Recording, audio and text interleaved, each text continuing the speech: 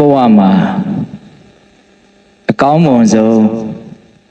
ဘယ်လိုနေထိုင်သွားမလဲဆိုတဲ့မိကုံးပေါ့နော်ဘုန်းတို့တွေဘယ်ချင်းတရားမှန်းတောင်သိခွင့်မရတဲ့ဘဝဟုတ်လားဘုန်းတို့ရဲ့ဘဝအခြေအနေကတေချာပေါက်ပျက်စီးရမယ်အဲ့ဒီပျက်စီးတဲ့အချိန်မှာလည်းပဲဘယ်အချိန်မှာပျက်စီးမယ်လို့ကြိုတင်သိခွင့်မရှိတဲ့အခြေအနေပေါ့နော်အဲ့တော့ဘုန်းတို့ရဲ့နေထိုင်ရှင်သန်ခြင်းကဘာမှမသေးကြဘူးဘာမှမရည်ရဟုတ်လားကိုယ်ကိုအမျိုးမျိုးတွက်ချက်ပြီးတော့အနာဂတ်ကိုစိတ်ကူးနဲ့ပုံဖော်နေကြတာတကယ်ကဘုန်းတို့ရဲ့အနာဂတ်ကဘာမှသေးကြရည်ရတဲ့သဘောမရှိအကြောင်းစုံလလူဘဝဘာမှမရည်ရကြုံနိုင်သေးပေစုံအောင်တွေ့နေရင်မသေးကြဘုန်းတို့ဘဝအခြေအနေကကိုလုပ်ခဲ့တဲ့အကြောင်းတရားတွေကကောင်းတာတွေရောဆိုးတာတွေရောအစုံဆိုတော့ဘဝမှာဘလောက်ကြာနေရမယ်ဘလို့နေရမယ်ဆိုတာဘာမှတိတိကျကျသိခွင့်မရှိအဲ့လိုမသေးကြမရရတဲ့ဒီရှင်သန်နေရတဲ့အခိုက်အတန့်လေးမှာရှင်သန်နေတုန်းလေးမှာမသေးခင်လေးမှာကိုဘလို့နေမလဲကိုဘလို့နေသွားရမှာလဲနော်မသေးခင်မှာဘလို့နေရမလဲအကောင်းဆုံးဘလို့နေထိုင်သွားမလဲ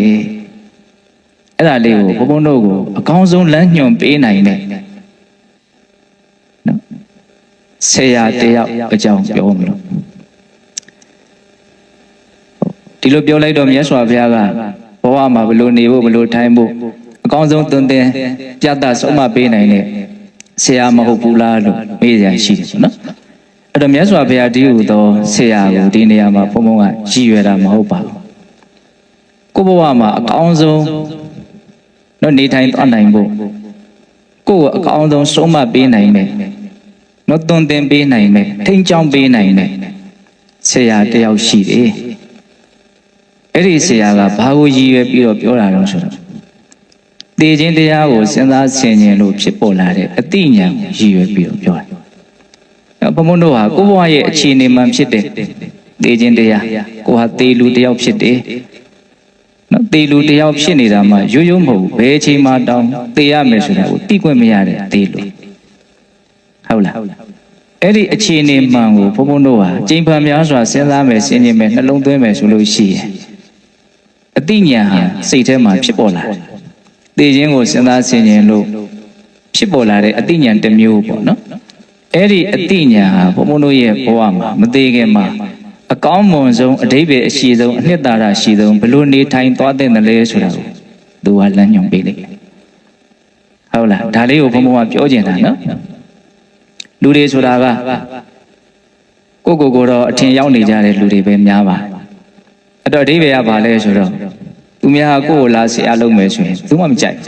ကိုလည်းမကြိုက်ကိုယ်စိတ်ထဲကအလွန်ကိုပဲဒီလိုဟာကိုယ်ထဲအများကြီးတော်တယ်လို့ယုံကြည်လို့စိတ်ထဲကတန်ဖိုးထားတယ်ဆိုရင်တော့ကြိုက်မယ်ပေါ့နော်ဒါပေမဲ့ကိုယ်ဘေးဝန်းကျင်ကနီးစပ်ရာကအဓိပ္ပာယ်ရှိတဲ့အကြောင်းပြချက်လေးနဲ့ကိုယ်ကိုပြောဆိုမယ်တိုက်တွန်းမယ်ဆိုရင်စိတ်ထဲကပါမကြိုက်နိုင်ဆရာလုပ်တယ်ဆိုရင်မကြိုက်ဘူးဟုတ်လားအဲ့တော့သူများဆရာလုပ်တာကိုမကြိုက်တဲ့လူတွေအတွက်ကိုယ်တိုင်ကိုယ်ကိုဆရာလုပ်နိုင်ဖို့ကိုယ့်ရဲ့အသိဉာဏ်ကိုယ်ကိုဆရာလုပ်နိုင်ဖို့နော်ဆရာသည်ပင်လင်ကိုတပည့်သည်ပင်လင်ကိုဆိုတာမျိုးကိုဘုန်းတို့စိတ်ထဲမှာသဘောပေါက်မိသေးဖို့ဟုတ်လားဒါဆိုလို့ရှိရင်ဘုန်းတို့မကြိုက်ဘူးလို့မရှိဘူးကိုယ့်ရဲ့အသိဉာဏ်ကိုယ်ဆရာလုပ်လာပြီမင်းဒီလိုမနေနဲ့ဒီလိုမလုံးနဲ့ဒီလိုမပြောနဲ့မင်းဒီလိုနေဒီလိုထိုင်ဒီလိုကျင့်သုံးလို့ကိုယ့်ရဲ့အသိဉာဏ်ကိုယ်ဆရာလုပ်လာပြီဆိုကိုကကြည်ကြည်နက်နက်ကိုလက်ခံပါပဲဟုတ်လားအဲ့တော့ကိုယ်အကောင်းဆုံးသွန်သင်ပြသဆုံးမနိုင်တဲ့ဆရာကောင်းတစ်ယောက်ဘုန်းတို့မှာရှိတဲ့ဒါဘုန်းတွေးမိတာလေးတွေကိုပြောတာပါဘုန်းရဲ့ဒါခံစားချက်လေးပေါ့နော်အဲ့တော့သေခြင်းကိုစဉ်းစားလိုက်တိုင်းဘုန်းကတော့ကိုယ့်အတွက်အကောင်းဆုံးဆရာတစ်ယောက်အဲ့ဒီအချိန်မှာကိုနာကနေပြီးတော့ကိုယ်ကိုဆုံးမနေတယ်လို့မျိုးပြောနေတယ်လို့မျိုးခံစားရဟုတ်လားဒါကြောင့်ကိုဟာသေရမယ့်လူတစ်ယောက်ဖြစ်တယ်ဆိုတဲ့တကယ်အခြေအနေမှန်ဒါကိုဘုန်းတို့ကမမေ့သင့်မြတ်စွာဘုရားကတော့ဘလို့တောင်းတိုက်တွန်းတော့အဘိနံပစ္စဝခိတ္တဗံဆင်ခြင်ရမယ်ဘယ်လောက်ထိဆင်ခြင်ရမှာတော့အဘိနံအမြဲမပြတ်နော်မေငါသည် မရဏတေခြင်းသဘောတရားကိုအနတ္တိတောတိမလွန်မြောက်နိုင်ဘူးမရဏဓမ္မောမိငါခန္ဓာကိုယ်ကြီးဟာတည်တတ်တဲ့သဘာဝကြီးတေချာပေါက်တစ်ချိန်မှာသိရလိမ့်မယ်ပြည့်ရလိမ့်မယ်ပျက်စီးရမယ့်ခန္ဓာကိုယ်ကြီးမပျက်စီးသွားမယ့်ခန္ဓာကိုယ်ကြီးဘယ်ချိန်ပျက်စီးသွားမယ်ဆိုတာတော့မသိဟုတ်လားဒီနေရာမှာတေခြင်းနဲ့ပတ်သက်ပြီးတော့တေကိုတေရလိမ့်မယ်လို့တေချာတဲ့သဘောကိုစဉ်းစားတဲ့အခါမှာဘာကလေးအထူးပြုဖို့လိုလဲဆိုတော့ဘယ်ချိန်သေးမယ်ဆိုတာတော့သိခွင့်မရှိဘူးအချိန်မရွေးသေနိုင်တယ်ဆိုတဲ့အဲ့ဒီအချိန်မရွေးဆိုတဲ့စကားလေးကပို့ပြီးတော့အရေးပါတယ်လို့ထင်တယ်။ဘုန်းတော်တခါလေးသေရလိမ့်မယ်လို့စဉ်းစားရင်ဘယ်ချိန်လဲဆိုတော့စိတ်ထဲကရောင်တောင်တောင်နဲ့သေချိန်ကြမှာပေါ့သေချိန်ကဟုတ်ပြီသေချိန်ကဘယ်ချိန်ကြမှာဆိုတော့သေချိန်ကအသက်ကြီးမှပေါ့90 80မှပေါ့ဆိုတော့ဂျားထဲမှာကိုကပါတော့အဲ့ဒါကိုကတကယ်တမ်းကမှန်သလားဆိုတာမမှန်ဘူးအခု20 30သေးသွားတဲ့ကလေးတွေလည်းသူတို့ကိုသူတို့တော့90 80တက်တန်းစီနေရလိမ့်မယ်လို့ထင်နေတဲ့ဂျားတွေကပဲသေသွားတာပဲလေဟုတ်တယ်မဟုတ်လားအဲ့တော့တကယ်တမ်းကဘယ်ချိန်သေမယ်ဆိုတာကိုမှတိကျတဲ့သတ်မှတ်ခွင့်မရှိဘူးသိခွင့်လည်းမရှိဘူးအဲ့တော့သေခြင်းကိုစဉ်းစားတဲ့အခါမှာရိုးရိုးလေးသူကချိန်ပန်များစွာစဉ်းစားဖို့ပဲလိုတယ်စဉ်းစားဖို့စဉ်းစားနေရစမ်းသပ်ပြမဟုတ်ဘူးငါဟာသေလူတယောက်ဖြစ်တဲ့သေကိုသေရလိမ့်မယ်ဘယ်ချိန်သေမယ်မှန်းတော့သိခွင့်မရှိဘူးအချိန်မရွေးသေနိုင်တယ်ဒါပဲအဲ့ဒါလေးကိုပဲထပ်ထပ်စဉ်းစားငါရဲ့သေခြင်းဟာမြဲတယ်ရှင်သန်ခြင်းဟာမမြဲဘူးနော်ငါသာအနာဂတ်ကြီးကိုရှောက်တွေးနေတာတွေးကျင်လို့တွေးတာတကယ်တမ်းကဘလို့ဖြစ်လာလိမ့်မယ်ဆိုဘယ်သူမှမသိဘူးအသက်ရှည်ခြင်းလည်းရှည်မယ်တူခြင်းလည်းတူမယ်ဘုံဘုံကတူလိမ့်မယ်လို့ပြောတာမဟုတ်ဘူးနော်ဒါပေမဲ့ရှည်ခြင်းမှလည်းရှည်မယ်ဆိုတဲ့အမှန်တရားကိုလည်းနားလည်ထားဖို့လိုတယ်ပြောချင်တာကမသေးကြဘူးဆိုတဲ့ဥစ္စာကိုပဲပိုင်ပိုင်နိုင်နိုင်နားလည်ထားဖို့လိုတယ်ဘုံဘုံကမသေးကြဘူးဆိုတဲ့ဟာကိုသေးကြသလိုလှုပ်ထားတာအဲ့ဒါကြောင့်မလို့လွဲနေတာ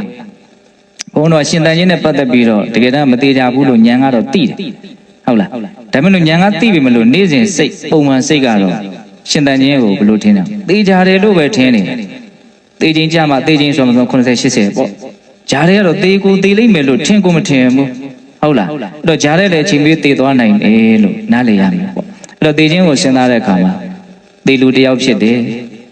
ဘယ်ချိန်သေမယ်ဆိုတာတော့သိခွင့်မရတယ်အချိန်မရွေးသေနိုင်ခွင့်ရှိတဲ့ခန္ဓာကိုယ်ကြီးအချိန်မရွေးသေသွားနိုင်တဲ့သဘောရှိတယ်လို့အဲ့လိုသေခြင်းကိုကြင်ဖန်များစွာစဉ်းစားရင်အတိညာဏ်တစ်မျိုးဖြစ်ပေါ်လာတယ်အဲ့ဒီအတိညာဏ်ကတလုံးနဲ့ပြောရလို့ရှိရင်တော့တဘာဝကြတဲ့လှုပ်ဆောင်ချက်တွေကိုလှုပ်ဆောင်ဖို့အများကြီးသူကတိုက်တွန်းပေးမယ်အနှစ်ချုပ်ပြောရလို့ရှိရင်ကောင်းတာလှုပ်ကောင်းတာမြန်မြန်လှုပ်ဟုတ်လားဒါသူတိုက်တွန်းမယ်မကောင်းတာမလုပ်နဲ့မကောင်းတာမလုပ်နဲ့ဒီနှစ်ခုပဲအဓိကဟုတ်လားသိခြင်းကိုစဉ်းစားလို့မဖြစ်ပေါ်လာတဲ့အတိညာဏ်ကကိုယ့်ကိုဘာလုပ်ခိုင်းမလို့ကောင်းတာကိုလုပ်ခိုင်းလိုက်မယ်ဘာလို့ရှောင်ခိုင်းမလို့မကောင်းတာကိုရှောင်ခိုင်းလိုက်မယ်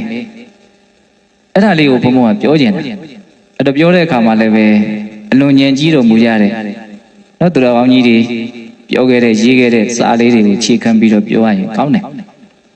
ဝိသုဒ္ဓအောင်စတော်ဘုရားကြီးရေးတော်မူခဲ့တဲ့ဘုန်းတို့ပရမတ္ထသရူပဗေဒနီဆိုတဲ့စာအုပ်ကြီးရှိအဲ့ဒီထဲမှာဝိသုဒ္ဓိမတ်ကိုခြေခံပြီးတော့ရေးတာအဲ့တော့သေခြင်းကိုစဉ်းစားဆင်ခြင်ရင်ရရှိမဲ့အကျိုးကျေးဇူး17မျိုးဆိုပြီးတော့စတော်ဘုရားကြီးကဂါထာသုံးပုဒ်စီထားတာရှိအဲ့ဒါလေးကိုဘုံဘုံအခြေခံပြီးတော့ပြောမယ်။နောက်သေခြင်းကိုစဉ်းစားဆင်ခြင်လို့ဖြစ်ပေါ်လာတဲ့အတိညာကိုယ်ကိုဘလို့ထိန်းချောင်းပေးမလဲကိုယ်ကိုဘလို့ဆုံးမမလဲကိုယ်ကိုဘလို့သွန်သင်မလဲအနုနေအကျဉ်းနေနဲ့ကိုယ်ကိုချော့မော့သမဟုတ်ချင်းချောက်ပြီးတော့ဘလို့ကောင်းတဲ့ဘက်မှာနေထိုင်သွားနိုင်အောင်ဘလို့ဆုံးမနိုင်မလဲဆိုတာကိုသိနိုင်တယ်ပေါ့နော်ဒီကထာလေးသုံးဖို့ကဟုတ်လားအဲ့ဒါပထမကထာလေးကဘာရေးထားတော့ဆိုတော့အပမတ္တတရာဟောတလပတိအနပိရတေဇီဝေနိကံတေဇဟတိပပံသောကရဟိဘဝေအပမတ္တတရာဟောတသေခြင်းကိုအမှတ်ရပြီးစဉ်းစားဆင်ခြင်ရင်းနဲ့နေလေးနေထားရှိတဲ့ပုဂ္ဂိုလ်ဟာအပမတ္တတရာဟောတအမြဲတမ်းကုသိုလ်ကောင်းမှုမှာမမေ့မလျော့တဲ့အပမတာတတိတရားနဲ့ပြည့်စုံလိမ့်မယ်တဲ့ဟောနံပါတ်1အဲ့ဒါပဲနော်သေခြင်းကိုစဉ်းစားဆင်ခြင်မှများရင်အတိညာကကိုယ်ခိုင်းနေမယ်ကောင်းတာမမေ့နဲ့လှုပ်မသေးခင်လေးလှုပ်ရတာနော်သေရမယ့်ဘဝအတွက်အနှစ်သာရကောင်းတာလှုပ်လိုက်တာပဲရှိတယ်ကျန်တာဘာမှအနှစ်သာရမရှိဘူးပြီးတော့လည်းဒီလိုပဲပြီးသွားမှာဟုတ်လားကိုယ်ကသူဘာတွေအရေးကြီးတယ်ဘယ်လိုပဲထင်နေ သေပြီဆိုရင်ပြီးတာပဲလေပြီးတော့တာအဲ့တော့မသေးခင်လေးမှာအနှစ်သာရရှိတာလေးသူကခိုင်းလိုက်မယ်ပါခိုင်းမယ်တော့ကောင်းတာလို့ကောင်းတာကိုမမေ့နဲ့ဟောနံပါတ်1အဲ့ဒီအကျိုးကျေးဇူးရမှာနော်အပ္ပမတ္ထတရားဟောတာတရားအခခတ်သိမ့်အပ္ပမတ္ထမမေ့မလျော့တဲ့သဘောဟာဖြစ်ပေါ်လာလိမ့်မယ်နောက်ဒုတိယပါပြောအပ္ပမတ္ထတရားဟောတာလဘတိအနဘိရတိအနဘိရတိဒီယုတ်တည်နေစင်စမပြတ်ဖြစ်ပေါ်နေတဲ့ဒီဘဝဒီတန်တရားနော်ဒီခန္ဓာဒီအနေအထားကိုတော့ပျော်မွေ့တယ်ဆိုတဲ့သဘောမရှိဘူးတဲ့ဒါဟာပျော်မွေ့စရာကောင်းတဲ့အခြေအနေမဟုတ်ဘူးဒါဟာညီးငွေစရာကောင်းတဲ့အခြေအနေတစ်မျိုးသာဖြစ်တယ်လို့ယုံနိုင်ရဲ့ပုံမှာအမှန်သိပြီးတော့ညီးငွေတဲ့ဉာဏ်ကိုမပျော်မွေ့တဲ့ဉာဏ်ကိုတေချာပေါက်ရလိမ့်မယ်ပေါ့နည်းနည်းသွားပြီနော်ဘဝရဲ့ပုံမှာမပျော်မွေ့ဘူးဆိုတဲ့အမှန်ကိုသိပြီးမှမပျော်မွေ့ဘူးဆိုတာဖြစ်တာနော်တေးရမယ့်ဘဝရတယ်တေးတယ်ရတယ်တေးတယ်ဘာကောင်းလဲလို့အမြင်မှန်ရတာသူကဟုတ်လားအဲ့ဒါကိုလဘတိအနဘိရတိမပျော်မွေ့တဲ့သဘောကိုသူသိကြပါဦးရလိမ့်မယ်တဲ့အပ္ပမတ္ထတရားဟောတာလဘတိအနဘိရတိဇီဝေနိကန္တိဇဟတိဇီဝေအသက်၌နိကန္တိနှစ်သက်ခြင်းကိုဇဟတိပယ်နိုင်လိမ့်မယ်တဲ့ကိုယ့်ရဲ့အသက်ကလေးကိုအလွန်မမောနေတဲ့တဏှာလောဘကိုပယ်နိုင်လိမ့်မယ်တဲ့ဇီဝေနိကန္တိဇဟတိအဲ့ဒီဥစ္စာကအရေးကြီးတယ်အသက်ရဲ့အပေါ်မှာတွေ့တာမှုအားကြီးလို့ရှိရင်ဒီအချိန်မှာတိတ်မသိတာကိုသေခါနေမှာအကြီးကျယ်ဆင်းရဲရလိမ့်မယ်အသက်ပေါ်မှာတွေ့တာရင်တွေ့တာတော့မသေးခြင်းဘူးကိုကမသေးခြင်းဘူးအသက်ကသေမယ်တကယ်ဖြစ်နေပြီသေမယ်လို့လည်းကိုကရိပ်မိနေပြီဒါဒီကိုစိတ်ကအဲ့ဒါကိုလက်မခံနိုင်ဘူးဘာဖြစ်လို့လဲဒီအသက်ရဲ့ပေါ်မှာတွေ့တာမှုကရှိနေဒီအချိန်လေးလေးကိုဘုံဘုံတော့မပြတ်သားနိုင်ဘူးပေါ့နော်ကဲမင်းသေရင်လည်းသေတော့လို့မလုံးနိုင်အဲ့ဒီမှာမျက်ရည်လေရွေးနဲ့ဒုက္ခရောက်တော့တာပဲအဲ့ဒီအခြေအနေမျိုးကိုမရောက်အောင်ဇီဝေနိကန္တိဇဟတိအသက်ရဲ့ပုံမှာတွေ့တာတဲ့တဏှာလောဘကိုပယ်နိုင်လိမ့်မယ်တဲ့ဟိုကပယ်နိုင်လောက်အောင်စဉ်းစားရင်မပယ်နိုင်သေးခင်မှာလည်းနေပါသွားစီမယ်ပေါ့ဟုတ်လားအပ္ပမတ္ထတရားဟောတာလဘတိအနဘိရတိဇီဝေနိကန္တိဇဟတိပါပံသောကရဟိဘဝေသောထိုပုဂ္ဂိုလ်သည်ပါပံမကောင်းမှုကိုကရဟိဘဝေကဲ့ရဲ့တဲ့အနေအထားကိုသူရောက်သွားလိမ့်မယ်မကောင်းမှုကိုကဲ့ရဲ့ရှုံချနိုင်တဲ့အရည်အသွေးသူရလိမ့်မယ်မကောင်းတာဘာမှမကောင်းဘူးမကောင်းမှုရဲ့ပုံမှာဆက်ဆုပ်တဲ့သဘောမကောင်းမှုရဲ့သဘောမှာအမှန်မြင်ပြီးတော့မကောင်းမှုကိုကဲ့ရဲ့နိုင်တဲ့စိတ်ရှိလာလိမ့်မယ်တဲ့ဘုန်းတော်ကမကောင်းမှုကိုကဲ့ရဲ့နိုင်တဲ့စိတ်တခါတလေမရှိဘူးနော်မကောင်းတာကိုလှုပ်တဲ့လှုပ်ထိုက်လို့လှုပ်တယ်ဆိုတဲ့အခြေအနေမျိုးနဲ့မမယွင်ယွင်ဆင်ញင်သုံးသက်တဲ့အခါကာလမျိုးတောင်ရှိနေတတ်တယ်ဟုတ်လားအဲ့တော့မကောင်းမှုဟာဆင်းရဲဒုက္ခကိုပဲဖြစ်စေတဲ့အတွက်ကြောင့်တော့အသက်ရှင်တန်စဉ်အတွင်းမှာဒီမကောင်းမှုလေးကတော့တတ်နိုင်သမျှကင်းအောင်လှုပ်တဲ့တယ်ဆိုတဲ့အမြင်ရှိပြီးတော့မကောင်းမှုရဲ့ပုံမှာအကောင်းမမြင်တဲ့သဘောပေါ့ဘာမှမကောင်းမှုမကောင်းတဲ့အချက်မရှိဘူးမလှုပ်တဲ့ဘူးမကောင်းမှုကိုကဲ့ရဲ့နိုင်တဲ့ဉာဏ်သူရမယ်တဲ့ဘယ်နှမျိုးရှိပြီတော့၄မျိုးအပ္ပမတ္ထတရားဟောတာအမြဲတမ်းမမေ့မလျော့ကုသိုလ်ကောင်းမှုတွေမှာအမှတ်ရပြီးတော့သူစ조사လိမ့်မယ်လဘတိအနဘိရတိဘဝရဲ့ပုံမှာမပြောမွေ့တဲ့ဉာဏ်ကိုသူရလိမ့်မယ်ဇီဝေနိကန္တိဇေတိအသက်ရဲ့ပုံမှာတွေ့တာမမောမှုကိုစွန့်ခွာနိုင်လိမ့်မယ်ပါပံသောကရဟိဘဝေမကောင်းမှုကိုကဲ့ရဲ့ရှုံချနိုင်တဲ့ဉာဏ်ကိုသူရလိမ့်မယ်ဟုတ်တယ်နော်ပြပါဆက်ပြောတော့ဒုတိယဂါထာအတ္တနိတိဘဟုလောစပရိက္ခာရေတွမစ္စေသောအနိစ္စတင်ညာပရိစေယကတေတာသတ္တုပဋိဋ္ဌတိအတ္တနိတိဘဟုလောစဘဝမှာအများကြီးသိမ့်ထားတယ်လို့မရှိဘူးတဲ့သိခြင်းကိုစဉ်းစားတဲ့လူဟုတ်လားသိခြင်းကိုစဉ်းစားလို့တရားမှာကိုသဘောပေါက်ထားတဲ့လူကသူသိရင်ဘာမှသိကြမှာမဟုတ်ဘူးသူကနော်သာဝနေလေးကျမကြီးလေးအစဉ်ပြေရင်ပြီးပြီအများကြီးဟိုကလည်းဘဇုဖို့ဘယ်ဘဖို့ဘာဖို့ညာဖို့တွက်လို့ချက်လို့မဆုံးနိုင်လောက်အောင်စုဆောင်းထားတာမျိုးသူ့မှာရှိမှာမဟုတ်အတ္တနိတိဘဟုလောစအများကြီးသိသိထားတာမရှိဘူးဆိုတဲ့စကားကိုတေချာစဉ်းစားရင်နည်းနည်းတော့သိသိရမယ်ဆိုတဲ့သဘောတော့လည်းပါနေတယ်နော်ဟောတော့မသေးသေးဘူးလေမသေးသေးခင်မှာဘုန်းတို့စားဖို့တောက်ဖို့ကျမရေးဖို့ဘာဖို့ညာဖို့ဆိုရှိသေးတာဟုတ်လားအဲပြောထားတဲ့စကားလေးတွေအလွန်ဆွန့်လွတ်တယ်ဟုတ်လားအတ္တနိတိဘဟုလောစအများကြီးတုံပြီးသိသိထားတာမျိုးသူ့မှာမရှိဘူးတဲ့ပရိက္ခာရေတမစ္စေတော့ကိုယ့်ရဲ့အသုံးဆောင်ပစ္စည်းရလေးတွေရဲ့ပုံမှာနှမျောတယ်ဝင်းတိုးတယ်ဆိုတာတိတ်မရှိဘူးတဲ့ပေးနိုင်တယ်ဝင်းနိုင်တယ်မျှနိုင်တယ်မျှဝေပြီးတော့သုံးဆောင်နိုင်တယ်ပေါ့နော်ရောစားကြအောင်တောက်ကြအောင်ကိုယ့်ဟာလေးဝေနိုင်တယ်မျှနိုင်တယ်ဒီသဘောလေးတွေရှိလားဒါအကောင်းဆုံးဆရာကိုယ်ဆုံးမနေတဲ့သဘောပဲမင်းသိပြီးတော့သိမထားနဲ့နော်အများကြီးကြံခဲ့တယ်ဆိုရင်အဲ့ဒါကဲ့ရဲ့တရားကြီးဖြစ်တယ်ဒီလိုဟာကောင်းကောင်းသုံးမသွားဘူးဆိုတာရှာယုံပဲရှာပြီးတော့သုံးမသွားဘူးလို့သူများကဲ့ရဲ့လိမ့်မယ်ဟုတ်တယ်မဟုတ်လား အတ္တနိတိဘုဟုလောကအများကြီးသိမ့်ထားတာမရှိဘူးပရိက္ခာတွေတော့မစ်စီတော့အသုံးဆောင်ပစ္စည်းလေးတွေရဲ့ပုံမှာဝင်တိုးတယ်ဆိုတာမရှိဘူးပရိက္ခာတွေတော့မစ်စီတော့အနိစ္စတင်ညာပရိစေယကတေတာသတ္တုပဋိဋ္ဌတိယုံနာတို့ရဲ့မတည်မြဲမှုအနိစ္စသဘောကိုမြင်တဲ့ဝိပဿနာဉာဏ်ကိုအလို့လို့ရလိမ့်မယ်တဲ့ဟောဒီချက်ကရန်စဉ်းစားတယ်ကောနော်တေခြင်းကိုချိန်ပါများစွာစဉ်းစားတယ်ကိုကတေရမဲ့လူတေရမဲ့ဘဝပဲချင်းတေမယ်မှတော့မသိဘူးလို့ထပ်ပြီးတော့စဉ်းစားနေတယ်နေလားညာလားတေသွားနိုင်တယ်တေသွားနိုင်တယ်လို့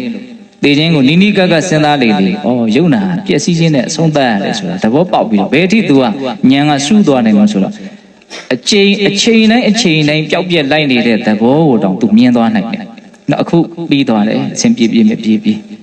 ေနောက်ထပ်ဖြစ်တယ်အခုပြီးလိုက်နေအခုဘုံအတန်လေးတွေလည်းပြီးလိုက်တယ်ပျောက်လိုက်တယ်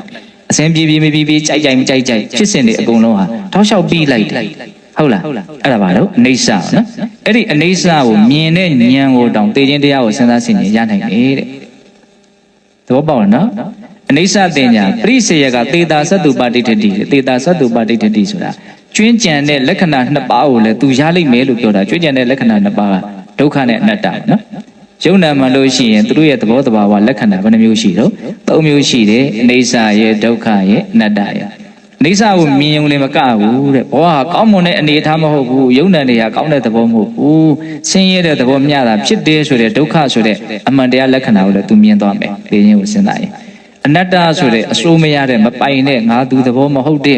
တက်ပြည့်ချိန်ကြရင်ပြတ်သွားတာဘယ်သူမှဒါကြီးကိုဘုန်းတို့ထိန်းလို့ရတာမဟုတ်ပဲတကူရှင်မှာဘာမှမတတ်နိုင်ဘူးဒီဥစ္စာယုံနာတော့သူပျောက်ချိန်တိုင်ရင်ပျောက်သွားတာပဲအဲ့ဒီအနတ္တသဘောကိုဘာတော့ဘာဖြစ်သွားလဲမြင်သွားနိုင်တယ်တဲ့ပထမဂါထာက၄မျိုးပြောတယ်နော်အပမရတရာဟောတာလပတိနာပိတိဇီဝေနိကန္တိဇေတိပပံသောကရေဝေကောင်းမှုမှာမမေဘူးနော်ဘဝရဲ့ပုံမှာမမောတဲ့သဘောနဲ့နော်ตายရနေတဲ့သဘောမရှိဘူးဟုတ်လားအသက်ရဲ့ပုံမှာညီကတွေ့တာမှုကိုပယ်နိုင်လိမ့်မယ်မကောင်းမှုကိုကဲ့ရဲ့တဲ့သဘောရှိတယ်ဒါ၄မျိုးဒုတိယဂါထာပါပြောတယ်အတ္တနိတိဘဟုလောစအများကြီးသိမ်းထားတာမရှိဘူးပရိက္ခာလေးတော့မစ်စေတော့အသုံးဆောင်တွေမှာနှစ်မျိုးဝင်တိုးတယ်ဆိုတာမရှိဘူးအနိစ္စတင်ညာပိစေကတေတာသတ္တုပဋိဋ္ဌတိအနိစ္စဒုက္ခအနတ္တယုံနာတို့ရဲ့သဘောတဘာဝအမှန်ကိုမြင်လာလိမ့်မယ်တဲ့သူက၅မျိုးတောင်ပြောတယ်နော်ပထမဂါထာ၄မျိုးနောက်ဂါထာ၅မျိုးဘယ်နှမျိုးရှိသွား9မျိုးရှိရနော်နောက်တတိယဂါထာဘာပြောတော့အဘယောအတ္တံမုံလောဝတန်တောကာလံကရောတိတောအမတန်စီနာတိကတောသောတုဂတိပရာယနောဟုတ်လားအဘယောအတ္တံမုံလောဝတန်တောကာလံကရောတိတောအဘယောမကြောက်ဖဲတာလျင်အတ္တံမုံလောမတွေးဝေပဲတာလျင်တန်တောတိတိငြိမ်ငြိမ်ချမ်းချမ်းသာသာကာလံကရောတိတေခြင်းကိုပြုနိုင်လိမ့်မယ်တေခြင်းကိုတောင်အကောင်းဆုံးရင်ဆိုင်နိုင်အောင်အဲ့ဒီဆရာကနေစဉ်အခါမှာကိုယ်ကိုလမ်းကြောင်းပေးကြတာမင်းဒီတိုင်းလေးနေဟုတ်လားဒီတိုင်းလေးနေလို့ तू ကနေခိုင်းတော့ကိုကနေဖြစ်သွားတယ်ပေါ့နော်ဒီတိုင်းလေးနေဆိုတော့ဘယ်နှမျိုးတောင်ပြောကြတယ်9မျိုးတောင်ပြောကြတယ်နော်ကောင်းတာကိုမမေ့နဲ့အမြဲလို့နော်မကောင်းတာကိုကဲ့ရဲ့နိုင်ရှုံချတယ်ရှောင်ခြင်းပေါ့နော်အသက်ရဲ့ပုံမှာတိတ်မတွေ့တာနဲ့ဟုတ်လားဘဝရဲ့ပုံမှာတိတ်ပြီးတော့ပျော်ရွှင်စရာလို့အမြင်မှားကြီးနဲ့မြင်မနေနဲ့ဟုတ်လားပြင်ပါတော့အများကြီးတိတ်မထားနဲ့ဟုတ်လားတိတ်ပြီးတော့ဝန်တိုးမနေနဲ့တေးရန်ကုန်ထားခဲ့ရမှာဒီသဘောတွေကို तू ကဘာလို့လဲကိုယ်စုံမနေဆဒုက္ခအနတ္တလက္ခဏာကြီးပါမြင်လာပြီဆိုရင်ဟောသူ့ရဲ့အမြင်တွေကအလွန်မှကိုမြင့်မားတယ်နော်အဲ့လိုလေးအစစ်မြင့်နေလာတဲ့လူတယောက်ကတေကာနီးမှာကောင်းကောင်းမွန်မွန်မသိနိုင်တဲ့အကြောင်းဘာမှမရှိဘူးဒါတေခြင်းကိုစဉ်းစားပါများတော့သူ့မှာကြိုတင်ပြင်ဆင်မှုတွေကအမြဲတမ်းရှိခဲ့တဲ့အတွက်ကြောင့်သူဘလိုနည်းနဲ့တေခြင်းကိုရင်ဆိုင်သွားမှာလို့အဘယောအတ္တမုံလောဝတန်တောကာလံကရောတိတောအဘယောမကြောက်ဖဲတာနဲ့အတ္တမုံလောဝမတွေးဝေပဲတာနဲ့ကြောက်တာမရှိဘူးတွေးဝေတာမရှိဘူးတချို့ကကြောက်တော့မကြောက်ဘူးဘာမှမသိဘူးဘုရားနဲ့သိပါလားဟုတ်လားအသက်ရှင်နေဆိုရင်ပဲရှင်နေတာတတိကောင်းကောင်းရှိတာမဟုတ်ဘူးနော်အဲ့ဒါမျိုးလည်းမဟုတ်ကြောက်တာမရှိဘူးတွေးဝေတာမရှိဘူးတန်တောတဲ့လှုပ်ရှားနေတာမရှိဘူးလှုပ်ခတ်နေတာမရှိဘူးအလွန်တည်ငြိမ်တယ်အေးစစ်သေးပဲပေါ့အကြစကားလေးနဲ့ပြောရဟုတ်လားတေခြင်းကိုပါတော့အေးစစ်သေးသူရင်ဆိုင်နိုင်လိမ့်မယ်တဲ့အဲ့ဒါ10ခုမြောက်အကျိုးကျေးဇူးနော်17ခုမြောက်အကျိုးကျေးဇူးကျတော့ဘာပြောတော့ဆိုတော့အမတန်စေနာတိကတောသောတုဂတိပရာယနောနော်အမတန်စေနာတိကတောနော်အမတဆိုတာနိဗ္ဗာန်ကိုပြောတာနော်မသေးရနိဗ္ဗာန်အမတန်စေနာတိကတောဒီနိဗ္ဗာန်ကိုမမြင်သေးဘူးနိဗ္ဗာန်ကိုမြင်နိုင်တဲ့မဲ့ဉာဏ်ပူဉာဏ်မရသေးဘူးဆိုရင်တဲ့အဲ့ဒီသေခြင်းကိုစဉ်းစားဆင်ခြင်တဲ့ပုဂ္ဂိုလ်ဟာသောတုဂတိပရာယနော သေချာပေါက်ကောင်းရမြတ်ရကိုသိပြီးတဲ့နောက်မှာသူရောက်လိုက်မယ်တဲ့တမလွန်ရေးကိုကအမခံချက်ပေးသွားတာပေါ့နော်ဟုတ်လားဂျိုးကျေးဇူးပဲတစ်မျိုးပြောသွားတော့7မျိုးပြောသွားတာနော်အလွန်မှတ်သားစရာကောင်းတယ်ဟုတ်လားဒီအကျိုးကျေးဇူး7မျိုးရအောင်ဘယ်သူကလုပ်ပေးမှာတော့ဆိုရင်သေခြင်းကိုစဉ်းစားဆင်ခြင်လို့ဖြစ်ပေါ်လာတဲ့အတိညာဏ်ကကိုယ့်ကိုလုပ်ပေးသွားမှာဟုတ်လားအဲ့တော့ဒီဥစ္စာကိုစဉ်းစားကြည့်ရင်ဘုန်းတို့မသေးခင်မှာလည်းပဲတန်ဖိုးရှိရှိအတိပ္ပယ်ရှိရှိသဘာဝကြကြသူနေထိုင်သွားနိုင်တယ်သိရင်လည်းပဲသူဟာတီတီငြိမ်ငြိမ်အေးချမ်းချမ်းချမ်းချမ်းသာသာသိသွားတယ်အနေလည်းလှတယ်အသေးလည်းလှတယ်နော်ပြီးရင်လည်းပဲသိပြီးတဲ့နောက်မှာလည်းကောင်းမွန်တဲ့ဘဝကိုရောက်လိမ့်မယ်ဘုန်းတို့တွေကဒါမှမစဉ်းစားလို့မရဘူးနော်ငါဘလို့နေသွားမှာတော့သေတော့ငါဘလို့သေမှာတော့ဒီလူကြီးရနဲ့အပြန်နောက်တမလွန်ဘဝကိုငါဘလို့သွားမှာတော့ဒါစဉ်းစားရမှာဘုန်းတော်ဒီဘဝတွေရဟန္တာဖြစ်အောင်တော့ကြိုးစားအထုတ်မယ်ဆိုတဲ့အနေအထားမျိုးအများစုကမရှိပါဘူးရှိခဲ့မယ်ဆိုရင်လည်းပဲအောင်မြင်ဖို့ပေါက်မြောက်ဖို့ဆိုတာလူတရားမတရားမလွယ်ဘူးဟုတ်တယ်မဟုတ်လားအဲ့တော့ဘဝကအဆုံးမတတ်နိုင်သေးတဲ့အတွက်ကြောင့်ဘဝတွေကဘာလို့အောင်လဲဆက်ပြီးတော့သွားနေရအောင်ဒါကြောင့်မလို့အခုဒီလက်ရှိဘဝမှာဘဝပစ္စည်းဥစ္စာအပြင်အရန်ဆင်ပြေတဲ့တတိတယောက်ဖြစ်ကောင်းဖြစ်မယ်နောက်ခေတ်ပညာတွေအများကြီးတတ်တဲ့ပညာတတ်တယောက်လည်းဖြစ်ကောင်းဖြစ်မယ်အစသာအဆင်ပြေတဲ့လူတယောက်လည်းဖြစ်ကောင်းဖြစ်မယ်သို့တော်လည်းပဲဒီအချက်ကိုဒီဘဝရဲ့အခြေအနေမှန်ဖြစ်တဲ့ကိုဟာသေလူပါဆိုတဲ့အမှန်တရားကိုမစင်သားဘူးမစင်ကြင်ဘူးကိုဘဝလေးကိုတာယာပြီးတော့နေမယ်ဆိုရင်ကိုကအချိန်မရွေးအခြေအနေဆိုတဲ့အနေအထားကိုထိုးဆင်းသွားနိုင်တယ်အောင်ဆိုတော့အလွန်ကြီးမားတဲ့အပြောင်းလဲဟာအချိန်မရွေးဖြစ်နိုင်တာပဲလေဟုတ်တယ်မဟုတ်လားသေပြီဆိုတာနဲ့ဒါအကုန်လုံးပြန်စမယ်ပေါ့နော်အဲ့တော့သေပြီဆိုတာရက်လည်းပဲချင်းသေမယ်မှတကယ်သိတာမဟုတ်အခုဘုံပြောနေတာတွေဟာတခုမှစိတ်ကူးရင်မပါဘူးအဲ့တော့အခြေအနေဘယ်လောက်ပဲခုလောလောဆယ်လေးကောင်းနေကိုယ့်ရဲ့အကောင်းဆုံးဆရာရဲ့လမ်းညွှန်မှုနဲ့ဘုံတို့တွေဟာနေကိုနေနိုင်ရ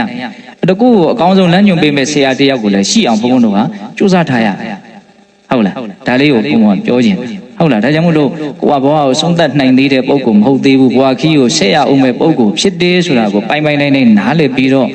အစဉ်ပြေပြေဆက်လက်ပြီးတော့သွားနိုင်ဖို့ဘုံတို့စူးစမ်းခုလောလောဆယ်အစဉ်ပြေးနေတာနဲ့ဘုံတို့ကဒီလေးနဲ့တစ်ပတ်မှာ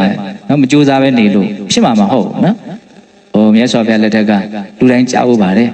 ်မြတ်စွာဘုရားရှင်အနန္ဒာနောက်တော်ပါပြီးတော့နောက်တာဝတိမျိုးတွေကိုစွန့်ခံကြွတဲ့အခါမှာဝက်မာကလေးကိုမြင်ပြီးတော့ပြုံးတော်မူတယ်ဆိုတာကြားဖို့တယ်မဟုတ်လားမရှင်အနန္ဒာကပြုံးခြင်းရဲ့အကြောင်းကိုမေးလို့မြတ်စွာဘုရားဒီဝက်မာလေးကကောက်ကုတ္တမြတ်စွာဘုရားလက်ထက်ကနော်မင်းသမီးလေးဖြစ်ခဲ့တာသူ့ရဲ့အခြေအနေမှန်လေးကိုမြတ်စွာဘုရားပြောပြတာအဲ့ဒါကိုမဟာစီဆိုကြီးဆောင်ပုဒ်စီတတ်တာရှိတယ်လူကျက်မကြီးမင်းသမီးတပြာဗြဟ္မာတထေးဝက်ကလေးဖြစ်ရဝက်ဘဝမရောက်ခင်၅ဘဝပြောတယ်နော်လူဖြစ်တယ်တဲ့လူမိန်းမလေးတယောက်ဖြစ်တယ်အဲ့ဒီလူဘဝသေတဲ့အခါကျတော့နော်ကျက်မလေးသွားပြီးတော့ဖြစ်တယ်သူကကျက်မဖြစ်တဲ့အခါကျတော့အဲ့ဒီကျက်ကလေးကသူကထေရီမတွေနေတဲ့ကျောင်းသားမှာကျက်စားတာဟုတ်လားအဲ့ဒါနဲ့ဒီလင်းယုံလို့အသိသိလို့စွန့်လို့အကောင်တကောင်ကသူ့ကိုထိုးတုပ်ပြီးတော့ခေါင်းဖြတ်ပြီးစားအဲ့ဒီကနေ့လေးမှာအဲ့ဒီထေရီမတွေရွတ်ဆိုတဲ့တရားသံကြားပြီးတော့သေတဲ့အတွက်ကြောင့်နောက်ဘဝကျတော့လူဖြစ်တယ်သူကလူကျက်မကြီးမင်းသမီးတစ်ဖြာလူမရိုးလူမဟုတ်ဘူးမင်းမျိုးမင်းတွေအတိုင်းဝိုင်းမှာမင်းသမီးသွားပြီးတော့ဖြစ်တယ်အဲ့ဒီမင်းသမီးဖြစ်တဲ့အခါကျတော့သူကပထမဇန်ရတယ်ဘာလို့ပထမဇန်ရလို့ဆိုတော့အိမ်သာတည်ရင်းနဲ့အောက်ခြေမှာပိုးလောက်တွေတပွားပွားဖြစ်နေတာမြင်ရပုလူဝကတင်ညာလို့စာလို့ခေါ်တာပေါ့နော်ဒီခန္ဓာကိုယ်ကြီးကနော်ယွန်ရှာရှက်ဆုပ်ဖွယ်အမှန်တရားဟိုသူမြင်လိုက်တာအဲ့မှာစိတ်ကငြိမ်သွားဒါဘုံကအကျဉ်းမြင်လေးပြောပြတာပေါ့နော်ဒီပိုးလောက်တွေရဲ့အဆင်းရဲ့ပုံမှာငြိမ်လဲငြိမ်တယ်ခန္ဓာကိုယ်ရဲ့ဒီအတုပမတင့်တယ်တဲ့သဘာဝတွေကိုဆက်ပြီးတော့မြင်နေတဲ့စိတ်မှာនិဝရဏတရားကင်းပြီးတော့ဇန်သဘောမျိုးရတာပေါ့ဟုတ်လားအဲ့ဒါလေးကသူ့စိတ်ကိုအရင်ချမ်းသာစီအိမ်သာတရင်နဲ့ဖြစ်တဲ့သူတော်ကောင်းတရားနော်ဟုတ်လားသူတော်ကောင်းတရားဆိုတာအမှန်ကိုသိတာကိုပြောတာဟုတ်လားအိမ်သာတရင်နဲ့ရအဲ့ဒီဥစ္စာလေးကမပြည့်စည်ဘူးဒီပထမဇန်လေးကသူကစိတ်ပူလောင်လာတယ်ဆိုဒါလေးနဲ့နေဒါလေးကပဲသူ့ရဲ့နေရာလေးပေါ့စိတ်ရဲ့နေရာလေးပေါ့လူမှာနေရာရှိတယ်လို့စိတ်မှာလည်းနေရာရှိတယ်နော်စိတ်ကိုအကောင်းဆုံးနေရာမှာချထားနိုင်ဖို့ဘုန်းတို့စိတ်ရဲ့နေရာလေးတွေဖန်တီးထားဖို့လိုတယ်ပေါ့အဲ့ဒီပထမဇန်လက်ရှိနဲ့သေတဲ့အတွက်ကြောင့်သေတော့ဗြဟ္မာဖြစ်တယ်နော်လူကျက်မကြီးမင်းသမီးတစ်ဖြာဗြဟ္မာတထေးဝက်ကလေးဖြစ်ရဗြဟ္မာပြည်ရောက်တာဗြဟ္မာပြည်ရောက်တဲ့အခါကျတော့သူ့ရဲ့ဇန်ရှင်ကအကုန်တော့ကုသိုလ်ကံရှင်ကုန်တော့ဆုတည်တာပေါ့နော် အဲ့ဒါသူကအပေပုံထိသွားမှာဒါပတိမြမပြည်ဟာဇန်ရှိန်နဲ့ဖြစ်တဲ့ဘုံဘဝဖြစ်တဲ့အတွက်ကြောင့်သူကအရှိန်ဝါကြီးလို့မြမသေးလို့ရှိရင်အပေပုံကိုတောက်လျှောက်တတ်မရောက်ဘူးဂျားကနတ်ပြည်သို့မဟုတ်လူပြည်တစ်ခုခုမှဖြစ်ပြီးတော့မှသာလေအပေပုံကိုရောက်နိုင်ဟုတ်လားအဲ့တော့တထေးသမီးဖြစ်တယ်တဲ့မြမပြည်ကသေးတဲ့အခါကျတော့အဲ့ဒီတထေးသမီးဘဝမှာမာနာကြီးတဲ့အတွက်ကြောင့်တထေးသမီးကသေးတဲ့အခါကျတော့ဘာဖြစ်တယ်ဘာဖြစ်တယ်လောလောဆယ်တော့အဆင်ပြေတာပဲတထေးသမီးဘဝဟုတ်လားသူ့တဲ့တောင်အဆင်ပြေခဲ့သေးတယ်မြမပြည်တော့ဟုတ်လားစဉ်းစားနော်မြမပြည်တော့သူ့တဲ့တောင်အဆင်ပြေခဲ့သေးတယ်ဒါတိငါအောက်ဖက်ကိုသွားနေရလို့ तू မသိဘူး तू ကတော့သူ့ကို तू ဘယ်သွားလို့သွားနေမှသိတာမဟုတ်ဒါအမြင့်အနေပြီးတော့အမြင်ကျတဲ့လူမှသိနိုင်မှာဟုတ်လားတကယ်ဆိုရင် तू မြမပြည်နဲ့တထေးဖြစ်တယ် तू ဘယ်ကိုသွားနေအောက်ကြကြဟုတ်လားအဲ့ဒီချိန်အရှိန်ကိုထိရင်ထိမထိရင်ဆက်သွားမယ်အောက်ကိုအဲ့ तू အရှိန်မထိနိုင်ဘူးအောက်ကြတဲ့အထင်အရှိန်နော်ဒါဘာဖြစ်တော့ဆိုတော့ဝမ်းမလေးသွားဖြစ်တယ်ဇံရပြီးတော့မြမဖြစ်ခဲ့တဲ့လူကဒီမှာအခုဘာဖြစ်နေတော့နော်လူမစင်ကိုရှားပြီးတော့စားရတယ်ဝက်ဖြစ်တယ်အပြောင်းလဲရအရင်ကြမ်းတယ်နော်အဲ့တော့ဘဝရဲ့အခြေအနေတွေဟာဘာမှမသေးကြမရေရတဲ့သဘောသွားရင်တို့သွားတယ်နော်သစ္စာလေးပါးကိုမသိသေးသမျှကောင်းငင်မြောက်လိုက်တဲ့ဒုတ်ချောင်းတစ်ချောင်းအောက်ပြန်ကြတယ်အရင်ကကြမလားဖျားကြမလားဒါမှမဟုတ်နော်ဖျားလိုက်ကလေးပဲကြဘယ်သူမှမပြောနိုင်ဘူးကြချင်တာကြဟုတ်လားအဲ့လိုပဲဘုန်းတို့ရဲ့ဘဝတွေကအမှန်တရားကိုမသိသေးတဲ့အတွက်ကြောင့်ဘောတန်တရားခီးကိုသွားရမှာဘာလို့ဘောတန်တရားခီးကိုသွားရမှာတော့ဆိုတော့ဘဝရဲ့ပုံမှာအမှန်မမြင်တဲ့အတွက်ကြောင့်ဤမျိုးစုံနဲ့ဘုန်းတို့ကဘဝရဲ့ပုံမှာမက်နေတာရှိအကောင်းထင်တို့မက်တာနော်အကောင်းထင်တာကိုဘာလို့ပြောမလဲအဝိဇ္ဇာယုံနာတကယ်တမ်းကောင်းတာမဟုတ်ဘူးကောင်းတာမဟုတ်ဘူးဆိုတာဘာကြောင့်မကောင်းတာလဲလို့ပြောအခုဖြစ်ပြီးတော့အခုမရှိတော့တဲ့သဘောမဟုတ်လို့မကောင်းမှုလို့ပြောတာဘယ်အချိန်လေးကိုကောင်းတယ်လို့ပြောလိုက်ဖို့ပြောလိုက်เสียအချိန်မရှိတကယ်မြင်လို့ရှိရင်နော်ဟုတ်လားအဲ့ဒီမကောင်းသောယုံနာကိုကောင်းတယ်လို့ယုံနာရဲ့အပေါ်အရေးအယောင်တွေပြည့်ညက်တွေတက်ပြီးတော့ကောင်းတယ်ဆိုပြီးထင်းနေတာပါတော့မှားယွင်းမှုပေါ့အဲ့ဒီမှားယွင်းမှုကိုဘာလို့ခေါ်မလဲအဝိဇ္ဇာအဲ့ဒီအဝိဇ္ဇာကြောင့်မို့လို့ဒီဟာရဲ့အပေါ်မှာကိုမှားထားတဲ့အရာရဲ့အပေါ်မှာကိုကဘာလုပ်တော့ဆွဲလန်းသွားတယ်မက်မောသွားတယ်အဲ့ဒါတဏှာပေါ့နော်ခေမာတီတွေဟောတဲ့တရားလေးတော့ဘုံကသွားပြီးတော့အမှတ်ရတယ်နော်ပင့်ကူလေးရနော်သူ့ရဲ့ခန္ဓာကိုယ်ကထွက်တဲ့အမြင်ထဲမှာပဲသူကဘယ်မှမထွက်နိုင်ဘူးအဲ့နာမှာပဲကျစားနေရှစ်ပတ်အဲ့ဒီအားတွေကိုသူမဖြတ်တောက်နိုင်အဲ့တော့ဘုံဘုံတို့ကလည်းဘုံတို့ရဲ့စိတ်ကနေထွက်လာတဲ့တဏှာအမြင်ဓာတ်တွေထဲမှာပဲကုလူရှစ်ဆံပြီးတော့နေတယ်ပေါ့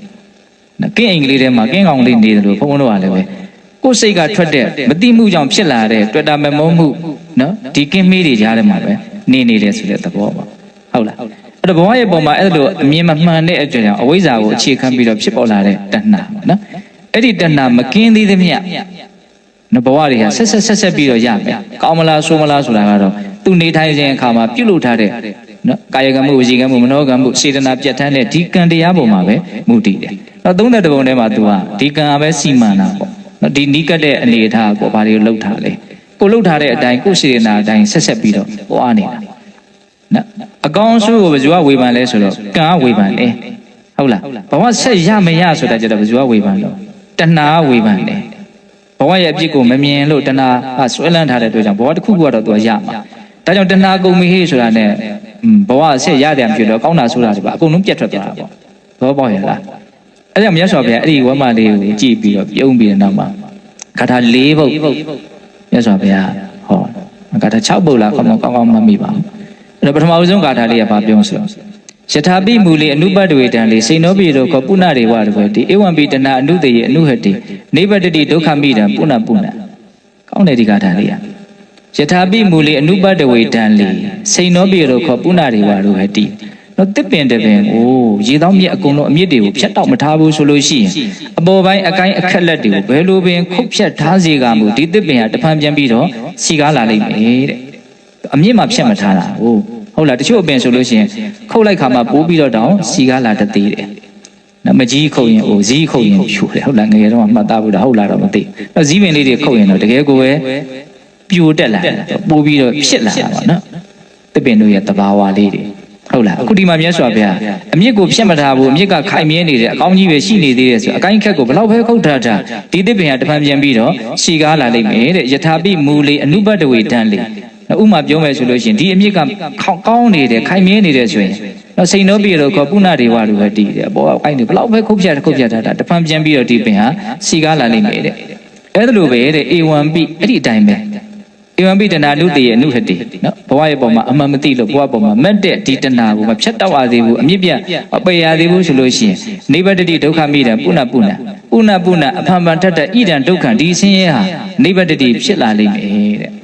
ဟုတ်လားဒီခါလေးဘုန်းတော်ကကုသိုလ်ကောင်းမှုတွေနဲ့ကောင်းမြတ်တဲ့သဘောလေးတွေတော့ရှိတာပေါ့သို့တော်လည်းပဲတကယ်ဘဝရဲ့ရေတောင်းမြစ်လို့ဆိုတယ်ဒုက္ခရဲ့ရေတောင်းမြစ်လို့ဆိုတယ်တဏှာလောဘကိုပေတတ်နိုင်တဲ့အထိကုသိုလ်ကောင်းမှုကအာမကောင်းဘူးဆိုလို့ရှိရင်အပေါ်ပိုင်းအကိုင်းခက်လက်ကိုပဲဘုန်းတော်ကခုတ်ထားရရောက်တာဟုတ်လားဒါနာတွေပြုတယ်သီလဆောက်တည်တယ်တမာရီတွေပွားများတယ်ဟုတ်လားကိလေသာကိုအမြင့်ပြတ်ပေတတ်နိုင်တဲ့အဆင့်မရောက်သေးဘူးဆိုရင်သူကဘာလုပ်တာအပေါ်အကိုင်းခက်လက်ကိုတော့ခုတ်ထားတယ်ဟုတ်လားခဏကတော့ရှင်းတယ်လို့ရှိတာပေါ့ဟုတ်လားဒါပဲပြီးရင်ပါတော့ပြန်ပြီးတော့စီကားလာအဲ့ဒီကာထာလေးကိုအဲ့ဒီမှာဟောလာတဘုံဒါလေးကဘာလို့ထည့်ပြီးတော့ပြောတာတော့ဆိုတော့ကိုဟာတေချာပေါက်ဘဝခရီးကိုဆက်ပြီးတော့သွားရအောင်ပါနော်နှိမ့်မှလားမြင့်မှလားဆိုတာတော့ကိုယ်စေနာနဲ့တန်တဲ့အကျိုးရလဒ်တစ်ခုပေါ့နော်တေချာတာကတော့နှိမ့်သည်ဖြစ်စီမြင့်သည်ဖြစ်စီဘဝတစ်ခုကိုဆက်ရဟုတ်လားအဲ့လိုဘဝဆက်ရအောင်မဲ့ပုံကိုယ်တွေအတွက်ကောင်းမွန်တဲ့ဘဝကိုဆက်နိုင်ဖို့အရေးကြီးတယ်ကောင်းမွန်တဲ့ဘဝကိုဆက်နိုင်ဖို့ဆိုလို့ရှိရင်ဘဝဆက်ခါနီးလေးမှာတေခါနီးလေးမှာပေါ့နော်တေခါနီးလေးမှာကောင်းကောင်းမွန်မွန်သိနိုင်ဖို့လိုမယ်ဟုတ်ပြီအဲ့လိုဆိုတေခါနီးမှာကောင်းကောင်းမွန်မွန်သိနိုင်ဖို့ဆိုရင်မသေးခင်တုန်းကကောင်းကောင်းမွန်မွန်နေထားနိုင်ဖို့လိုတယ်ဟုတ်ပြီနော်မသေးခင်မှာကောင်းကောင်းမွန်မွန်နေဖို့ဆိုရင်ကိုဟာမသေးခင်မှာကောင်းကောင်းမွန်မွန်နေသင့်တယ်ဆိုတဲ့အမြင်မှဥရှိပြီးတော့ကြီးကြီးမားမားကိုမှရှိထားဖို့လိုတယ်အကောင်းဆုံးဆရာနဲ့နေပြီးတော့မသေးခင်လေးမှာနေတုံးလေးမှာအဓိပ္ပာယ်ရှိရှိတမှုရှိရှိနေထားမှသိတဲ့အခါကောင်းကောင်းမွန်မွန်သိမယ်ကောင်းကောင်းမွန်မွန်သိမှကောင်းမွန်တဲ့ဘဝကိုရမယ်အဲ့တော့ဘဝတန်တရားကိုတောကြရမယ့်ပုံကိုယ်တွေအတွက်ဒီခွန်းဆက်ကလေးတွေကိုဘုံဘုံတို့ကပြီးပြင်းဒါလို့မလုပ်ထားမှာလို့နားလည်ထားမယ်ဟိုပြောနေတာအနေကောင်းမှအသေးကောင်းမယ်အသေးကောင်းမှနောက်ထပ်ဘဝကောင်းတစ်ခုကိုရမယ်ဒါဘဝခီးကိုသွားရအောင်မဲ့ပုံကိုယ်တွေဒါမတွေးလို့မရဘူးနော်အဲ့ဒါကိုကအနေကောင်းတယ်ဆိုတာတည်းမှာဝိပဿနာတရားကိုစူးစမ်းပြီးတော့လုပ်မယ်ဆိုရင်ဘဝကောင်းတစ်ခုကိုရတဲ့အနေထားတွေမကဘဲနဲ့ဘဝကလွတ်မြောက်ရေးအတွက်အကောင်းဆုံးမျိုးစေ့ကိုတောင်ရသွားနိုင်တယ်ဒါလေးလည်းပဲပြောဖို့ကောင်းတယ်သိလားနော်ကောင်းတဲ့ဘဝပဲရဖို့ရည်ရွယ်ချက်ထားနေရင်မပြည့်စုံသေးဘူးဟိုတနေ့ကပြောလိုက်တယ်လို့ကရုတ်ကင်းရှောက်ပါနော်သူလဲနေမှာပဲသူကဟုတ်လားအဲ့တော့ဘာပါဖို့လိုလဲဆိုတော့လွတ်မြောက်ဖို့ဆိုတဲ့ဥစ္စာလေးပါဖို့လိုတယ်အဲ့ဒီလွတ်မြောက်ဖို့ဆိုတာလေးကိုမျိုးစေ့ဒီလေဒီဆိုရတော့သူကဒီလွတ်မြောက်ရေးမျိုးစေ့လေးရအောင်ရှုပေါ့နော်ဒီတာရဏနဲ့တွေ့တဲ့အခါအမဉ္ဇဉ်ပူဉ္ဇဉ်ရအောင်ဒီလုံးနိုင်မယ်ဆိုတော့တကယ်အာဇာနည်ပေါ့အဲ့ဒါတော့အတိုင်းထက်အလုံးပေါ့ကိုအဲ့ဒီအစားတဲ့ပါမလားမပါဘူးဆိုလို့ရှိရင်တော့အနည်းဆုံးဘာတော့ရအောင်ယူတဲ့တယ်မျိုးစေ့လေးရအောင်အဲ့ဒီမျိုးစေ့ရပါလို့ဆိုတော့အနိစ္စဒုက္ခအနတ္တကိုပြီးပြင်းမြင်တဲ့ဉာဏ်ပဲဟုတ်လားအဲ့ဒါကိုမြင်လို့ရှိရင်ဘဝရဲ့အကြောင်းကိုသူရိပ်စားမိတယ်ပေါ့နော်ဒါကောင်းမွန်တဲ့သဘောမဟုတ်ဘူးဆိုရင်သူထွတ်မြောက်လို့တဲ့သဘောလေးကအရှိန်တတိလေးအနေနဲ့မျိုးစေ့သဘောလေးကိန်းသွားအဲ့ဒီမျိုးစေ့လေးကတစ်ချိန်မှာရေနဲ့မြေနဲ့လေးနဲ့တွေ့တယ်ဆိုရင်အပင်ပေါက်လာပြီနောက်ဆုံးမဉ္ဇဉ်ပူဉ္ဇဉ်အသေးပွင့်ကိုရနိုင်တယ်လွတ်မြောက်မှုဘုံဘုံတို့ရနိုင်တယ်ပေါ့အဲ့ဒီမှာဟုတ်လားဒါလေးတွေကလေးလေးနဲ့ကလေးစဉ်းစားဖို့ပြောအဲ့တော့ဒီသေခြင်းကိုစဉ်းစားလို့ဖြစ်ပေါ်လာတဲ့အတိညာဏ်ကဆက်လက်ပြီးတော့ကိုယ့်ကိုဖြစ်ပွားစေမဲ့အကျိုးရလဒ်7မျိုးထဲမှာအဲ့ဒီမျိုးစေ့သဘောကမပါဘူးလားပါရနော်အဲ့ဒါပါတော့အနိစ္စတင်ညာပိစေယကတေတာသတ္တုပါတိတ္တိယုံနာရဲ့ပုံမှာအနိစ္စဒုက္ခအနတ္တလက္ခဏာရေးသုံးပါးကိုမြင်တဲ့ဉာဏ်ကိုအလို့လို့ရလိမ့်မယ်လို့ပြောတာဟုတ်လားတမင်ကြိုးစားစရာမလိုဘဲနဲ့တောင်ရနိုင်တယ်လို့ပြောတာနော်အဲ့တော့အကျိုးကျေးဇူးဘုံဘုံနဲ့မျိုးပြောသွားတော့7မျိုးပြောတယ်နော်နောက်ဆုံးကဘာပြောတော့ကောင်းတဲ့ဘဝကိုရောက်မယ်အမတန်စီနာတိကတောသောတုဂတိပရာယံတော့နိဗ္ဗာန်ကိုချမ်းသာကိုမျက်မှောက်မပြုနိုင်သေးလို့ယန္တာမဖြစ်လို့ဘဝမဆုံးရသေးဘူးဆိုရင်တော့သူဘယ်ရောက်ကောင်းမြတ်တဲ့ဘဝကိုရောက်မယ်ကောင်းမြတ်တဲ့ဘဝရောက်မယ်ဆိုတဲ့အကျိုးကျေးဇူးရဲ့ရှိမှဘာပြောတာတော့အဘယောအတ္တမုံလောဘတန်တောကာလကရောတိတောမကြောက်ဖဲမတွေ့ဘဲနဲ့တိတိငြိမ်ငြိမ်သိခြင်းတရားကိုရှင်းဆိုင်နေတယ်သူကအသေးကောင်းလို့ဘဝကောင်းတစ်ခုကိုထပ်ရသွားတာဒါနဲ့ချုပ်ထားတာအလွန်အဓိပ္ပာယ်ရှိရဲ့နော်အဲ့တော့အသေးကောင်းတယ်ဆိုတာဘာလို့အသေးကောင်းလဲသူ့ရှေ့မှာအနေကောင်းတယ်ဆိုတာကို तू ပြောခဲ့တယ်အိဋ္ဌာကိုမြင်တဲ့ဉာဏ်ဒုက္ခမြင်တဲ့ဉာဏ်အနတ္တမြင်တဲ့ဉာဏ်ဒါတွေနဲ့ तू နေတယ်ဟုတ်လားအများကြီးမသိရှိပဲနဲ့နော်မနှမျောပဲနဲ့ तू နေခဲ့တယ်နော်အကောင်းမှုအကုသိုလ်ကဲ့ရဲ့နိုင်တဲ့ဉာဏ်စွမ်းနဲ့ तू နေခဲ့တယ်အသက်ရဲ့ပုံမှာကန့်ညီမှုမရှိပဲနဲ့နေခဲ့တယ်နော်ဘဝရဲ့ပုံမှာညှင်းငွေတဲ့ဉာဏ်နဲ့ तू နေခဲ့တယ်ကုသိုလ်ကောင်းမှုကိုမမေ့တဲ့အပ္ပမာဒနဲ့ तू နေခဲ့တယ်အကျိုးကျေးဇူးပဲနှမျိုးတော့7မျိုးအလွန်ကောင်းတယ်တော့ဒီဥစ္စာလေးကအဲ့တော့ဒီကာထာလေးကိုဘုံဘုံရွတ်တိုင်းသေခြင်းကိုစဉ်းစားတဲ့အသိဉာဏ်ကိုယ့်အတွက်အကောင်းဆုံးဆရာပဲတော့ကိုကအကောင်းဆုံးတပည့်ဖြစ်ဖို့ပဲလိုတာနော်ဆရာကတော့ပြောနေဟုတ်လားတပည့်ကနော်ပီတိပေကจิตတိจิตကံတပည့်ဆိုရင်လည်းအဖင်ပြေအောင်မှာမဟုတ်ဒါလေးကိုကတော့ကိုယ့်အတွက်အကောင်းဆုံးဆရာလေးတော့ဖြစ်တတ်တယ် ဘုရားရဲ့အဆုံးအမလေးတွေကိုအခြေခံပြီးတော့ငါဘလို့နေတဲ့နဲ့ဘလို့မနေတဲ့ဘူးနော်စိတ်ကောင်းလေးတွေထွန်းပြီးတော့ကိုလုံးမပါလို့ဆုံးဖြတ်ထားတာတွေရှိဒါပေမဲ့အဋိဌံပါရမီကြီးကမခိုင်မြဲတဲ့အခါကျတော့ယော်ရဲနဲ့ပြီးတော့ဒုံရင်ပြန်ဖြစ်သွားတာတွေလည်းရှိတယ်အဲ့ဒါဘာဖြစ်တာလဲဆရာကတော့ကောင်းပါရဲ့ကောဘာဖြစ်လဲတပည့်ကောင်းမဖြစ်တာနော်သူများတပည့်ခံခိုင်းတာမဟုတ်ပါဘူးရှက်စရာမရှိပါဘူးဘယ်သူတပည့်ခံခိုင်းတာကိုတပည့်ကိုခံခိုင်းတာကိုတပည့်ကဘယ်ဆရာလုံးဆိုတော့သိရင်ကိုစဉ်းစားလို့ဖြစ်ပေါ်လာတဲ့အတိညာကိုအကောင်းဆုံးဆရာလို့ဘုံပြောနေတာဟုတ်လားဒီ7မျိုးကိုစဉ်းစားတော့စိတ်ထဲမှာအဲ့လိုလေးခံစားရလို့ဒါဒီနေ့ဘုံမွေးနေ့လေးမှာနော်ဒါလေးပြောရရင်ကောင်းမဲဆိုတော့ပြောလိုက်တာနော်တော်တော်များသွားတဲ့အချိန်ဟုတ်လား7မျိုးပြန်ပြီးတော့အနှစ်ချုပ်မယ်နော်ငါဟာတေလူတယောက်ဖြစ်တယ်အချိန်မရွေးတည်သွားနိုင်တယ်နည်းနည်းလေးလိုတာလေးထပ်ဖြည့်ပြောလိုက်အောင်မယ်တည်ရင်ကိုစဉ်းစားတဲ့နေရာမှာကိုတယောက်တည်းစဉ်းစားလို့ဘယ်လိုမှမပြည့်စုံဘူးတဲ့ဘာကြမ်းနေအောင်ဆိုဘေးကလူတွေအကုန်လုံးသက်ရှိတတ်တော်တွေအကုန်လုံးတိရစ္ဆာန်တွေပါမြင်မှာစဉ်းစားဒီရှင်သန်နေတဲ့အကုန်ရက်ဆိုင်ကြမှာအကုန်ပြက်ကြနောက်ရှင်ဘုန်းဘုန်းတို့စိတ်ထဲမှာကိုယ့်ရဲ့ရှင်သန်မှုနဲ့ပတ်သက်ပြီးတော့အခက်အခဲကန့်ညိနေတာတွေအမျိုးမျိုးရှိတယ်လို့သူများရဲ့ရှင်သန်မှုတွေသူများခန္ဓာနဲ့ပတ်သက်ပြီးတော့လည်းဘုန်းဘုန်းတို့စိတ်ထဲမှာအဖို့အထစ်တွေအနှောင်အဖွဲ့တွေအရှုပ်အထွေးတွေအများကြီးရှိတယ်ဟုတ်လားတခါလေဘုန်းဘုန်းစဉ်းစားတယ်ကိုနဲ့အရင်ဒီဆုံးလူတွေပေါ့နော်ကိုတန်ရောစဉ်အရှိရဆုံးလူတွေနဲ့ပတ်သက်ပြီးကိုကောင်းထဲမှာရှုပ်နေတာတွေအများကြီးရှိအဲ့ဒါကိုအကောင်းဆုံးရှင်းပေးနေတယ်ဒင်းလေးလဲတေလူလေးပဲလို့စဉ်းစားလိုက်ပြီးသွားမှာပဲသူလဲဟုတ်လားတချို့သားသမီးရှိတဲ့လူတွေပိုးတောင်စဉ်းစားတဲ့နေဟုတ်လားကိုသားသမီးကိုဘယ်လိုပဲကိုစိတ်ထဲမှာတွေ့တာသားသမီးကိုတေလူလို့တွေ့ကိုမတွေ့ဘူးတွေ့ရမှာတောင်တို့လန့်လိုက်မယ်နော်အရင်မရှိနမိတ်မရှိသားသမီးတေလူလို့တွေ့ရမှာသားသမီးလည်းတေမှာပါပဲတနေ့ကျတော့ဆိုလိုတာကသူတို့ရဲ့ဘဝတွေကိုကိုကအလွန်ကိုအရေးကြီးတယ်အထက်ကကြတယ်လို့ထင်လေကိုယ့်ရဲ့ပူလောင်မှုကကြီးလေတကယ်တမ်းကိုယ်တိုင်းသားသမီးရှိလို့ပြောတာမဟုတ်ဘူးနော်ဒါခံစားကြည့်လို့ရတယ်ဒီသားသမီးပေါ်မှာဖြစ်တဲ့တန်ရောစဉ်ကဘောမှာအကြီးဆုံးလို့တောင်ဘုံဘုံကထင်ဟုတ်လားအဲ့တော့သူတို့စိတ်ထဲမှာဒါကြီးကအခိုင်အမာကြီးလှုပ်ထားတော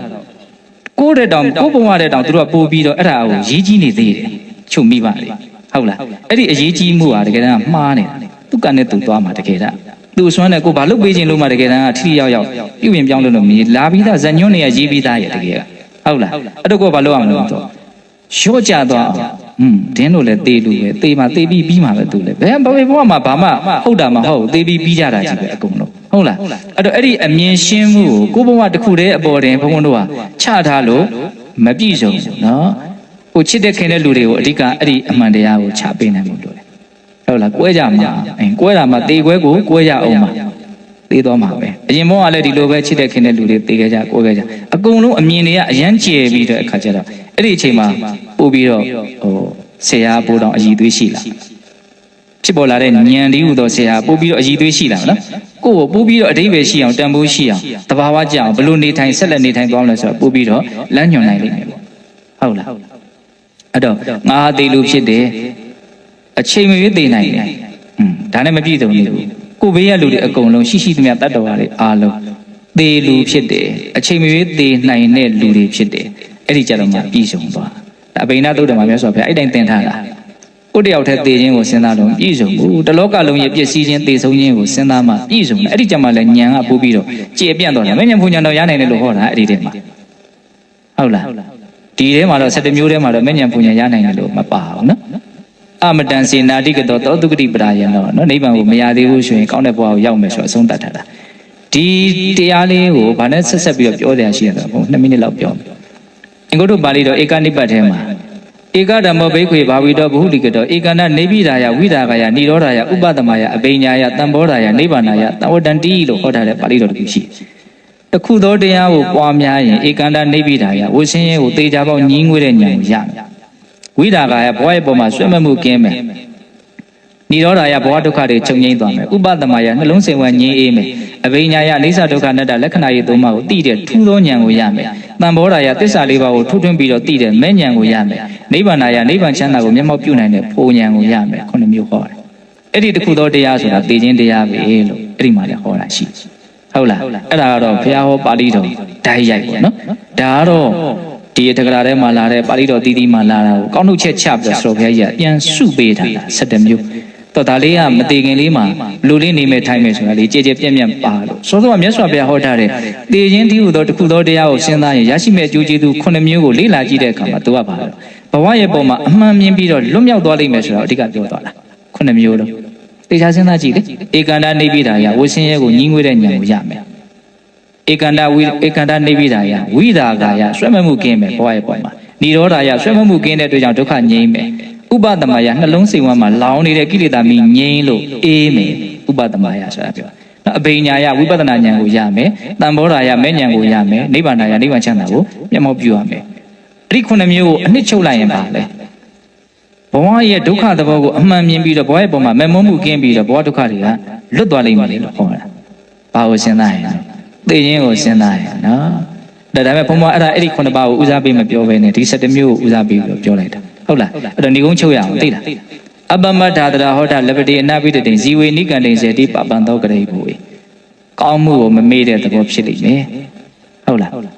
မပြောမွေဘူးဆိုတဲ့မှန်ကန်တဲ့ညီးငွေတဲ့ဉာဏ်ကိုရလိမ့်မယ်နော်အသက်ရဲ့ပုံမှာတွေ့တာမဲ့မုန်းမှုကိုငြိမ်းစေလိမ့်မယ်မကောင်းမှုကိုကဲ့ရဲ့နိုင်တဲ့အစွမ်းရှိလာလိမ့်မယ်အတ္တနိတိဘဟုလောစပရိခါတွေတော့မေ့စီတော့အနိစ္စတင်ညာပြိစေကတေတာသတ္တုပါတိတ္တိအများကြီးသိမ့်ထားတာမရှိဘူးကိုယ့်ရဲ့အသုံးဆောင်လေးတွေပုံမှာနှစ်မျိုးတယ်ဆိုတာမရှိဘူးအနိစ္စဒုက္ခအနတ္တလက္ခဏာရဲ့သုံးပါအလို့လို့မြင်လာလိမ့်မယ်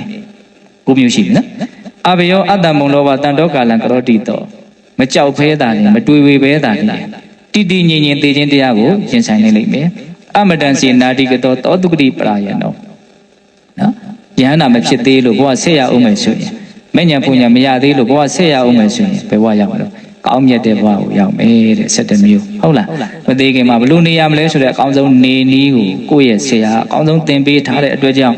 ဟုတ်လားသေတဲ့အခါလည်းဘလို့အကောင်းဆုံးနည်းနဲ့သူသေသွားနိုင်မယ်ပြီးရင်ကောင်းမြတ်တဲ့ဘဝကိုရလိမ့်မယ်အဲ့ဒီ7မျိုးကလည်းအနှစ်ချုပ်လိုက်အဲ့ဒီ3မျိုးထွက်သွားမယ်နော်အကောင်းဆုံးနေတတ်သွားမယ်အကောင်းဆုံးသေနိုင်လိမ့်မယ်အကောင်းဆုံးဘဝတွေကိုရလိမ့်မယ်ဒီသဘောကိုပြောဟုတ်လားဒါကြောင့်ဘုန်းဘုန်းတို့အကောင်းဆုံးဆရာရဲ့နော်ဆုံးမချက်ကိုလိုက်နာနိုင်တဲ့အကောင်းဆုံးတစ်ပည့်ဖြစ်အောင်ကြိုးစားကြရမယ်ပေါ့ဟုတ်လားအဲ့တော့ကိုယ့်ရဲ့အကောင်းဆုံးဆရာဘာကိုပြောတာလဲလို့မေးရင်သေခြင်းကိုစဉ်းစားလို့ဖြစ်ပေါ်လာတဲ့အသိဉာဏ်ဟုတ်ပြီနော်ဒါကြောင့်အပမဒတရားလက်ကင်ထားပြီးနော်သူတော်ကောင်းတရားကိုကြိုးစားအထောက်နိုင်ကြတယ်သူတော်ကောင်းတွေဖြစ်ကြပါစေလို့ဘုန်းတို့ဆန္ဒပြုကြဒီကနေ့ကြိုးပမ်းအထောက်ကြရသောဒါနသီလသမာဓိပညာ